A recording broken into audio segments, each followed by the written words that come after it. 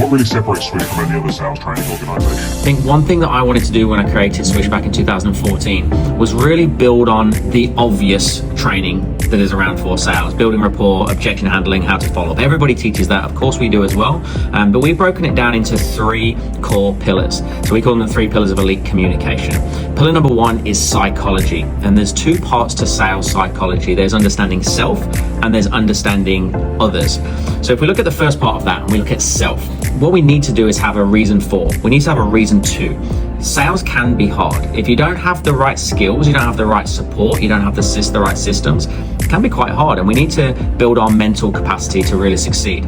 So we look at goals, we look at vision, we look at resilience, we look at our own mindset, we understand what we want to get out of life to give us the reason for or the reason to. The second part of looking inside is also understanding our own consumer behavior. Are we an impulsive buyer? Are we somebody that likes to sit on it? Are we somebody that likes to get all of the data and make a really educated decision? Or do we make decisions emotionally, right? Not everybody does make decisions emotionally, as much as some trainers out there might tell you that. So we need to understand self. Then the second part is to look at consumer behaviors. So how are people making buying decisions? Because it has changed. That we live in the most educated consumer generation that has ever existed. So for us, we want to understand what is happening today. One of the most common consumer behaviors is to ask somebody for a discount, and we need to recognize that asking for a discount is not a prerequisite to a sale. Many of us have asked for discounts before and we've been told no, you can't have a discount, but we've still purchased. Now, one thing that we do categorically know is the order of which we say and do things will directly impact the value somebody else sees or hears in our words.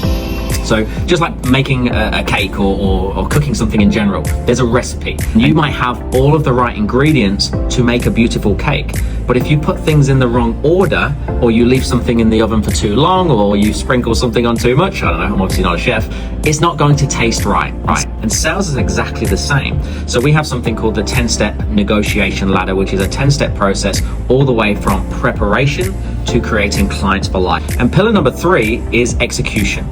We have to know how to do it. That comes down to our capability. Knowledge, we have the psychological understanding that, hey, I might have a certain personality type in front of me. Okay, that's cool. I now know that I should be saying words in the right order, or in this order. I need to be asking questions in this order for this certain personality type. So we've got the psychology, we've got the process, but maybe your delivery's off. Maybe your tone is wrong. Maybe you're not putting the right pauses in when you need to. Maybe you could double question things like I just did then to really hit home the question that you're asking. So we need to understand all 3 pillars. So psychology, process, and execution. You master them, you master sales.